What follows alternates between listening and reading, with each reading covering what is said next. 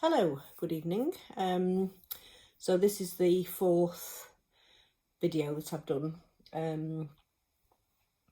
about my lymphoma journey, and this particular episode isn't so much about the lymphoma but about all the other things that have been going on.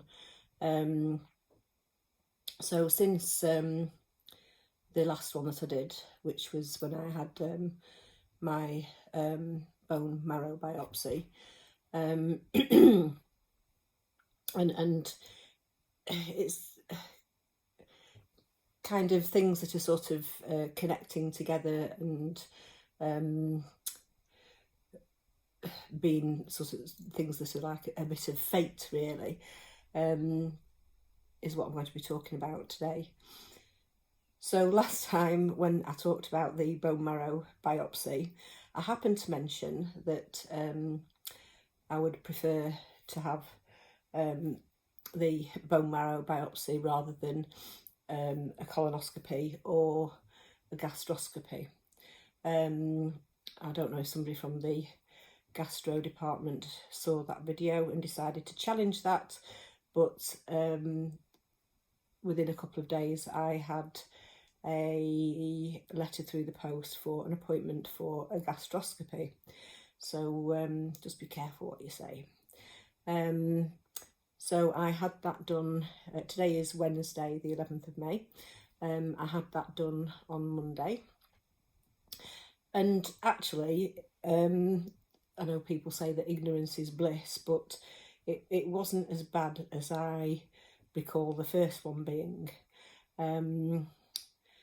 But I did have the sedation this time, although to be honest with you, the sedation doesn't sedate you as much as you think it's going to, and it's still quite an uncomfortable procedure. But I have to say the bone marrow biopsy was very, very sore afterwards, whereas obviously the gastroscopy you get a bit of a sore throat, and I've had some biopsies taken from my stomach as well, so it's just a bit of what can I say, like a bit of a sore tummy, a bit tender, and puts you off eating anything very heavy for 24 hours or whatever. I've actually eaten normally today, so 48 hours. So that was on Monday. Going back the week before, this is all gastro issues, nothing connected to the lymphoma, although it would not surprise me if at some point some of these things are interconnected, because a lot of these things seem to be connected to the immune system, which is what the lymphoma is a cancer of, basically. So by a referral that was done over a year ago to gastro, because I've been having some stomach issues, that's now been sort of taken up post-COVID, and it's been a bit full on, really. So I had some blood tests. So I was at the hospital I've been at the hospital at least twice a week in the last few weeks. So I went for some blood tests for celiac disease. I'm not quite sure what else. And then I got a text message, which, because things are happening so quickly, sometimes I get a phone call or a text message before I get the letter that explains more fully what it's for. So sometimes it's been a bit confusing because I'm under several different consultants. So I'm under the respiratory unit for my lung problem, gastro for my stomach problem, the lipid clinic, that's Manchester Royal Infirmary, for my high cholesterol, and the haematology oncology for the lymphoma. So when you get a text message, it doesn't actually say which department it's originated from. I don't think they just think that you could only possibly be seeing one set of people, and of course I'm not. So I had a text message saying that I had several appointments with nuclear medicine. So you think, okay, what's nuclear medicine then? It sounds a bit scary. So obviously, you know, Google is your friend sometimes. And I Googled it and thought, oh, maybe it's the radiotherapy, but they haven't told me what the results are of this or da da da da. And of course it wasn't. I had to phone up and find out which department it was. Of course, I phoned up the oncology department first of all, thinking it was to do with that. It wasn't. So it was gastro. So that was quite interesting. I had to go and have a radioactive capsule and swallow that. I'm not sure that's sort of the most uncarcinogenic thing I could possibly be having at the moment, but there you go. And wait for an hour or so, and then had this radioactive scan. And then I had to go exactly a week after and have another scan to see how it had travelled through my digestive system. So that was yesterday, the second one of those. So last Tuesday, and then yesterday I've had an appointment with the Macmillan people, who have been very helpful and sort of helped me out with a couple of things that I needed to find out about. And I have made some notes this time because there seems to have been so much going on. It's been sort of quite overwhelming, really. So every time an appointment's come through, I've had to put it in my diary quite quickly. So I'm not getting, I'm not missing any appointments, because it's quite important, obviously, that I keep these appointments. So you may recall that I said that I'd taken up crocheting, and that has passed the time away waiting. And to be fair, I haven't been hanging around that much, but when I have been hanging around, I've taken that with me, and I have nearly finished the first thing that I started, which I think is going to be a cushion cover. I had no idea what it was going to be. There was no end in mind when I started it off. I just started it off. So that is nearly finished, and I'm quite pleased with that. And then somebody happened to mention that they fancied having a scarf. Well, maybe I'll get a scarf tomorrow, we'll see. So yeah, and I've done something else and completed it, so I've done quite a lot. So on my group, on my Facebook group that I joined, there's a guy called Mez Solanki, and he asked a question on the group if anybody was recording their journeys and in what way they were recording them. And he's doing very similar to me. He's doing YouTube videos for very similar reasons to the reasons that I had for doing them in the first place. And he also has non-Hodgkin's lymphoma. But his journey is very different to my journey. Certainly his story is quite different to mine. And it's really interesting how everything is individual. So anything that, you know, I'm going through isn't necessarily the same thing that anybody else would be going through, or indeed how I react to certain treatments or investigations. You know, people's pain threshold is different, and you know, we all experience things differently. But having said that, I have watched all of his videos and I find them very helpful for me personally, to see what he's got to say about it, even though things might not be the same for him as they are for me. And I find him quite inspiring as a person. You know, the things that he's gone through, and I have an understanding and an empathy for a lot of the things that he is going through. But he started out sort of like battling to get a diagnosis because he was feeling poorly and having weight loss and everything. Whereas, you know, my diagnosis came about by accident, really, not almost by accident, it was by accident. And you know, to sort of see how quickly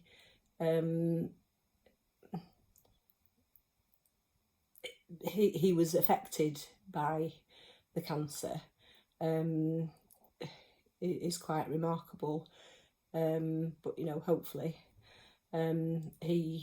he's had chemotherapy, and hopefully, you know, he's going to be on the mend soon. I am going to definitely follow him and support him. And he said that one of the reasons he was doing the videos was that if he just helped just one person, then it would make it worthwhile. Well, you've done that. You've helped at least one person, so, you know, well done. So talking about how things are like interconnected and just bizarre consequences of events, really. Today I went after I'd been in for the gastroscopy. My blood oxygen level was quite low, but it is quite low anyway because of my lung issue. So it never really goes above 95, and it had dropped after the procedure to 93, 94 resting. So I had the horrible realisation that they were considering keeping me in. And of course I've got my animals to see to, and I didn't want to be staying in hospital, so I did explain that it rarely goes above 95 anyway at rest, and you know, this is the reason why, and the kind of feeling is that I've got a sarcoidosis,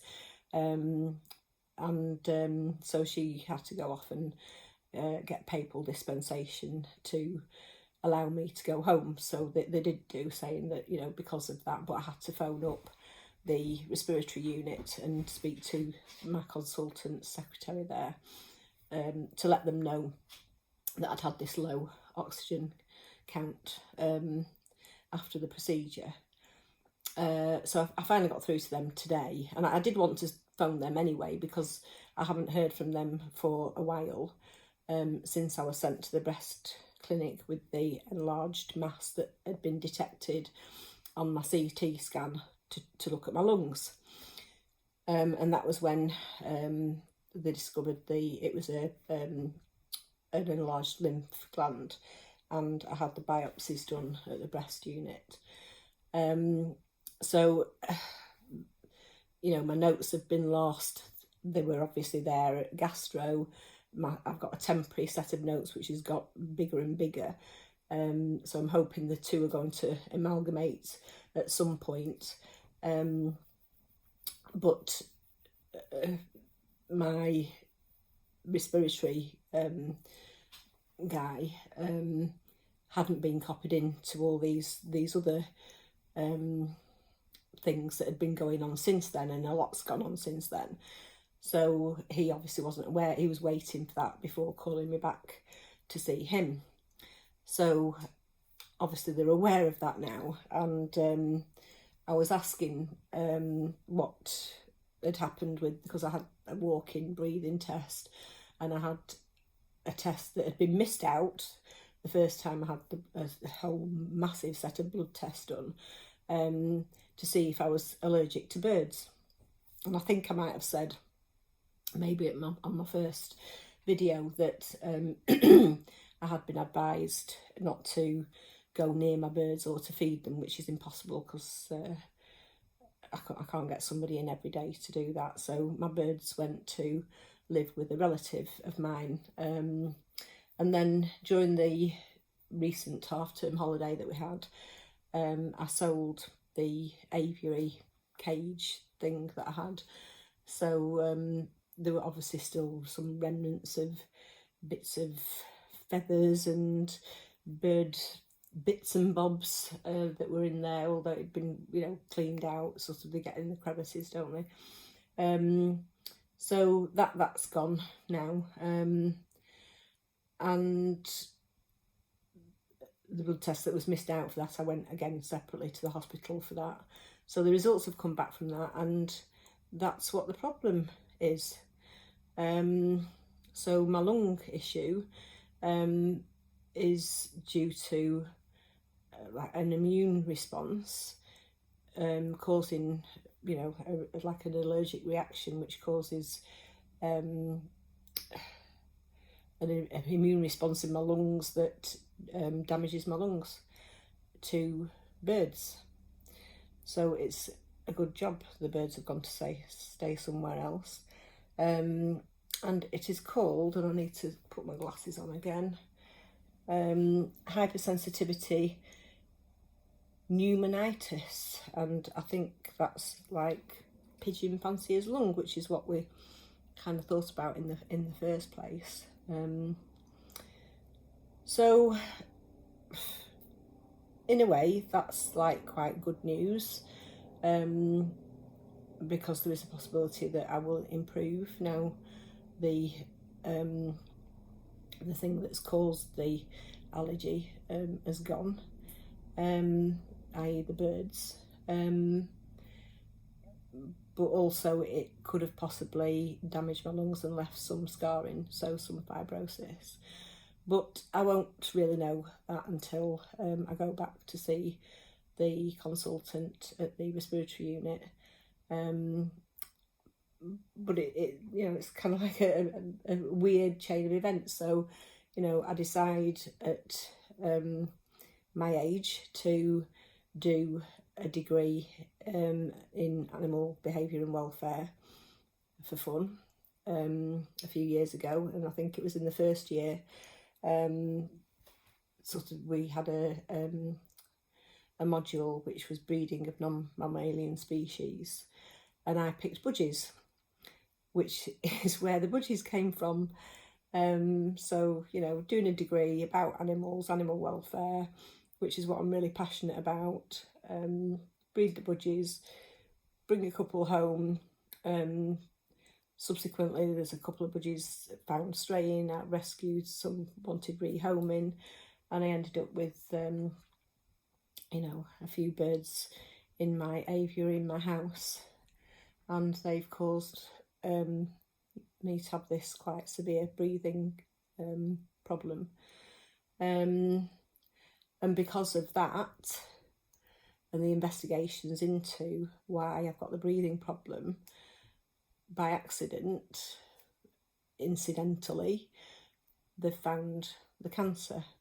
So, you know, everything's been sort of quite intrinsically linked together to form a sequence of events that has led to the lymphoma and me doing these videos. So it's interesting how these things come about, really, because had it not been for the budgies and had it not been for the lung issue, I probably wouldn't know about that yet. However, having said that, in the last couple of weeks I have been experiencing some pain from the site where the mass is, and it has swollen, and I can actually sort of see it. It's visibly there now, whereas I couldn't really notice it before, but it definitely is visibly enlarged. So that will obviously be something that I discuss with my cancer team when I go for my appointment there in a couple of weeks. And I did go for a day out. It wasn't a particularly onerous day out. The bank holiday weekend that's just gone. And I went on the Sunday, and just having a bit of a mooch about, and you know, I sort of travelled there by train. Had a lovely day, and the morning after, I really just did not want to get out of bed. I have rarely felt that wiped out in my life unless I've had a really debilitating illness. And it was just as if the whole of my body felt like lead. So, you know, I have limitations that I will have to realise. And whether that's to do with the lymphoma, I'm sure some of it is to do with that, but also on top of that I've got the low oxygen levels and my breathing issues and my lung problem, and you know, I've got to kind of recognise that for myself, that I'm not able to do as although, you know, it wasn't doing that much really, but you know, I've just got to pace myself and kind of take things a bit slower, I guess, or you know, leave myself, like I had done, a day to to recover. So that's kind of it for now. I've not had the results of the bone marrow biopsy yet. I've still not heard about a PET scan. Whether they've decided against that or not, I don't know. But if I'm seeing this consultant in a couple of weeks, that was supposed to have been done, and the results be in by the time I saw him again. So I'll maybe give them a ring tomorrow and ask about that. So yeah, so I've got another 2 appointments next week. I seem to have like I say, at least 2 appointments each week. One is for the cancer care nurse at my GP, so I'm not quite sure what that involves, but I shall find out next week. And what else was I going to say? I've forgotten. This is why I need to write everything down, really. Yeah, so I think that's about it for now. So I will keep you posted, and the next time will be, unless anything, you know, extraordinary happens in the meantime, I will keep you posted after I've had my appointment with the consultant at haematology. If you can see just over here, I've rescued a plant that was heavily reduced from booths, and it was on its last legs, and it's looking better already. So I'm hoping I can revive it, because it's a lovely plant. I'm quite into my plants, and I've started buying them actually. I've got quite a collection now. I started buying them to improve the air quality in my house, because obviously, you know, plants sort of take in carbon dioxide and they give oxygen, which is good for the old lungs. So yeah, trying to sort of I've got a couple of air purifiers as well, which I do use. So whether that's improved things or not, I don't know, but you know, you've got to give it your best shot, haven't you? Yes, I think that's it for now. So I will see you next time. Thank you for watching.